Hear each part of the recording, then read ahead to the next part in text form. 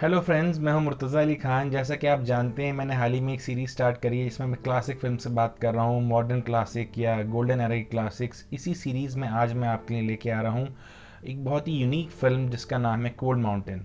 ये 2003 की फिल्म है। एंथोनी मिंजेला, जिन्होंने इससे पहले द इंग्लिश पेशेंट भी डायरेक्ट करी थी, उन्होंने डायरेक्ट करी है। और ये चार्ल्स फ्रेजियर के 1997 के नावल कोल्ड माउंटेन पे बेस्ड है। इसमें मुख्य भूमिका में है Nicole Kidman, Jude Law, Renee Zellweger. और ये कहानी सेट है अमेरिकन सिविल वॉर में। अमेरिकन सिविल वॉर बेसिकली हुई थी नॉर्थ और साउथ के बीच में। अगर आप अमेरिकन सिविल वॉर को समझना चाहते हैं तो मैं आपको ये बता देना चाहता हूँ कि फ्रॉम 1861 टू 1865 अमेरिका दो पार्ट में एक तरह से डिवाइड हो गया था। जो नॉर्दर्न स्टेट्स थे अमेरिका के, वो द यूनियन का पार्ट थे, और जो सदर्न स्टेट्स थे वो द कन्फेडरेसी का पार्ट थे। और कन्फेडरेसी और यूनियन के बीच में 4 साल ये सिविल वॉर चली है। बहुत सारे इश्यूज थे डिफरेंसेस के नॉर्थ और साउथ के बीच में, या यूनियन या कन्फेडरेसी के बीच में।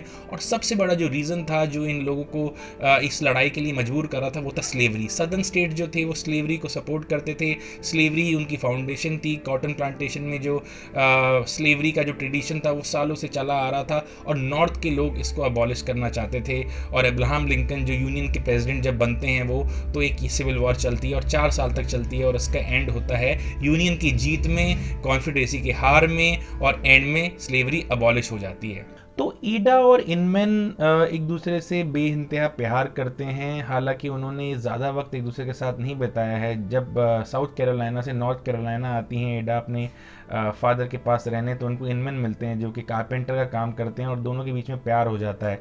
हालांकि इजहार का उनको कभी मौका नहीं मिलता, और नॉर्थ कैरोलिना जब कॉन्फेडरेसी ज्वाइन कर लेती है तो इनमैन को इनरोल करके बॉर्डर पे जाना पड़ता है, और वहाँ पे शुरू हो जाती है सिविल वॉर। वहाँ पे वो यूनियन के सोल्जर्स के साथ अलग अलग तरह के बैटल्स में पार्टिसिपेट करते हैं। 3 साल तक घमासान बैटल्स लड़ने के बाद अब इनमैन के अंदर वो जोश नहीं रहा है। धीरे धीरे वो समझने लगे हैं कि जो वॉर है इसमें ग्लोरी कम है और इसमें पेन और सफरिंग ज़्यादा है। उधर ईडा के जो फादर हैं उनकी डेथ हो जाती है, और ईडा बिल्कुल अकेली पड़ जाती है, और वो एक लेटर भेजती है इनमैन को कि अब बहुत हो गया, वापस आ जाओ। If you are fighting, stop fighting. If you are marching, stop marching. I will not leave Cold Mountain. My last thread of courage is to wait for you. और ये लेटर देखने के बाद किसी न किसी तरह से हिम्मत जुटाकर इनमैन जो है एक बागी बन जाता है, कॉन्फेडरेसी की आर्मी को छोड़ देता है, और वो वापस अपने घर पे जाने का सफ़र स्टार्ट होता है उसका।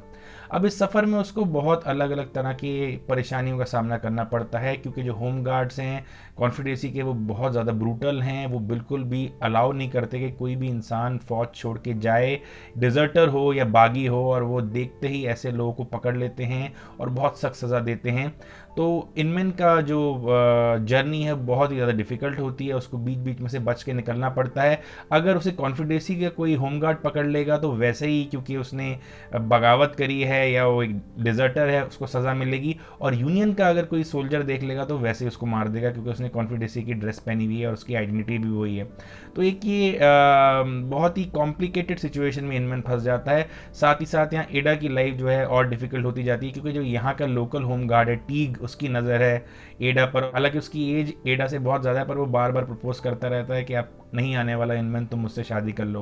पर ईडा जो है डिटरमिन्ड है, वो इनमैन को अपना दिल दे चुकी है, वो कमिटेड है, और वो इनमैन का इंतज़ार कर रही है। और यहाँ पे धीरे धीरे धीरे धीरे इनमैन आगे बढ़ रहा है, पर उसको अलग अलग तरह की मुसीबतों का सामना करना पड़ रहा है। रास्ते में उसको बहुत ही इंटरेस्टिंग कैरेक्टर्स मिलते हैं। एक रेवरेंड मिलते हैं जिसका role Philip Seymour Hoffman play कर रहे हैं। आगे जाके उनको एक विडो मिलती है जो उनको अपने घर में जगह देती है और रखती है। और बहुत ही इंटरेस्टिंग सीक्वेंस है जहाँ पे अगले दिन यूनियन सोल्जर्स आ जाते हैं, और उस विडो का जो बच्चा है उसके लिए जो उसने थोड़ा बहुत सामान बचा के रखा है खाने पीने का, उस पर कब्जा जताते हैं, और किस तरह से वहाँ पे एक घमासान बैटल हो जाता है। और बहुत ही पावरफुल सीक्वेंस है, और विडो का रोल प्ले कर रही हैं नेटली पोर्टमैन। बहुत इंटरेस्टिंग केमिस्ट्री यहाँ पे हमें देखने को मिलती है। और फिर और भी कुछ इंटरेस्टिंग कैरेक्टर्स मिलते हैं रास्ते में। कुछ कैरेक्टर्स इनमैन की मदद करते हैं, कुछ उनकी मुसीबतों को बढ़ाते हैं। तो सपोर्टिंग कैरेक्टर्स के मामले में कोल्ड माउंटेन एक बहुत इंटरेस्टिंग स्पेस में है। बहुत कभी कभी हमें इस तरह की फिल्में देखने को मिलती हैं जहाँ पे कई बार सपोर्टिंग कैरेक्टर्स जो हैं वो प्राइमरी कैरेक्टर्स जितने ही इंपॉर्टेंट होते हैं या कई बार उनसे ज़्यादा यादगार हो जाते हैं। जैसा कि यहाँ पे अगर हम रेनी जेलवेगर का जो कैरेक्टर देखें, रेनी जेलवेगर को अपना पहला ऑस्कर भी मिला है इस रोल के लिए। रेनी कैरेक्टर प्ले कर रही है रूबी का। तो जैसे मैंने आपको बताया कि एडा के फादर की डेथ के बाद एडा अकेली पड़ जाती है और टीग रेगुलरली उसकी जो होम गार्ड के जो बाकी मेंबर्स होते हैं उनके थ्रू उसको बार बार हैरेस करता रहता है। आस पड़ोस से उसको हेल्प ज़रूर मिलती है, लेकिन जब रूबी आती है उसकी मदद करने, रूबी एक टफ सदन बैले है, उसको पता है कि हार्शिटीज़ में और उसको पता है कि मुसीबत के वक्त किस तरह से रहा जाता है, तो उसके साथ किस तरह से एडा की केमिस्ट्री डेवलप होती है। एडा की जो एक सॉफ्ट हार्टेड इमेज है उसके साथ जो एक टफ सदन बैले जो रूबी है, जब वो आके मिलती है तो दोनों किस तरह से सर्वाइवल मोड में आ जाती हैं। तो ये बड़ा इंटरेस्टिंग पैरेलल प्लॉट चलता है यहाँ पे कोल्ड माउंटेन का, जहाँ पे हमें केमिस्ट्री देखने को मिलती है रूबी और एडा के बीच में, कैसे दो औरतें मिलके हर तरह की मुसीबत का सामना कर रही हैं। यहाँ पे भुखमरी फैली हुई है, 4 साल से वॉर हुए जा रही है, वल्चर्स और भेड़िए टीक के तरह के चारों तरफ से घेर के बैठे हुए हैं, और उधर इनमैन अपना सफ़र जारी कर रहा है, उसका सफ़र चलता जा रहा है मुसीबतों से गुजरता हुआ। किसी न किसी तरह से उसने वादा जो किया था एडा को वो पूरा करना चाह रहा है। अगर रोमांस की बात करें, सिविल वॉर रोमांसेस की, तो obviously gone with the wind को नंबर 1 मूवी माना जाता है, पर gone with the wind primarily romance होने के साथ साथ और भी बहुत कुछ है। कोल्ड माउंटेन मुझे ज़्यादा रोमांटिक लगती है इन मैनी वेज़, हालांकि दो कैरेक्टर्स जो हैं वो बहुत कम टाइम एक दूसरे के साथ स्पेंड करते हैं, लेकिन उसके अंदर जो रोमांस का एलिमेंट है वो अगर मुझे कोई बोले तो मैं बोलूँगा कि गॉन विद द विंड से ज़्यादा है, क्योंकि गॉन विद द विंड में और भी बहुत सारी चीज़ें चलती रहती हैं। वहाँ पे स्कारलेट ओहारा का जो कैरेक्टर है, but this is a out and out romantic film. बहुत ज़्यादा कमाल का रोमांस है। जूड लॉ और निकोल किडमैन बहुत अच्छे लगते हैं, हालांकि हम लोग हर वक्त सोचते रहते हैं कि कब ये मिलेंगे, कब ये मिलेंगे, कब ये मिलेंगे, और पूरी की पूरी मूवी ऑलमोस्ट इसी में बीत जाती है हमारी एंटिसिपेशन में। लेकिन उसके बाद भी जो रोमांटिक एलिमेंट्स हैं वो बहुत कमाल के हैं, और एंथोनी मिंजेला इससे पहले इंग्लिश पेशेंट जैसी फिल्म बना चुके हैं जो कि ऑब्वियसली उनकी मास्टरपीस कही जाएगी। ये शायद उस लीग में नहीं है कोल्ड माउंटेन, लेकिन मुझे ये फिल्म बहुत अच्छी लगती है। क्रिटिक्स को हमेशा 2 पार्ट्स में डिवाइड करती है। कुछ क्रिटिक्स जो हैं कोल्ड माउंटेन को एक बहुत ही अच्छी रोमांटिक फिल्म मानते हैं, एक one of the best civil war film मानी जाती है, लेकिन कुछ लोग ऐसे हैं जिसको पूरी तरह से नकार देते हैं। एक और ख़ास बात इसकी ये है कि सदर्न पर्सपेक्टिव दिखाती है फिल्म, क्योंकि कुछ सिविल वॉर फिल्म्स हमने देखा है कि नॉर्थ के पॉइंट ऑफ व्यू से होती हैं, जहाँ पे नॉर्थ का नज़रिया दिखाया जाता है, पर यहाँ पे साउथ का नज़रिया दिखाया जाता है, ठीक गॉन विद द विंड की तरह और गेटिसबर्ग की तरह। हालांकि गेटिसबर्ग जो है प्राइमरीली वॉर फिल्म है, पर यहाँ के वॉर सीक्वेंस भी बहुत कमाल के हैं। जो शुरू के कुछ वॉर सीक्वेंस आपको देखने को मिलेंगे कोल्ड माउंटेन में, वो बहुत कमाल के हैं, बहुत इम्पैक्ट वाले हैं, और बहुत जल्दी इस्टेब्लिश कर देती है फिल्म के वॉर जो है वो किसी का फ़ायदा नहीं करती।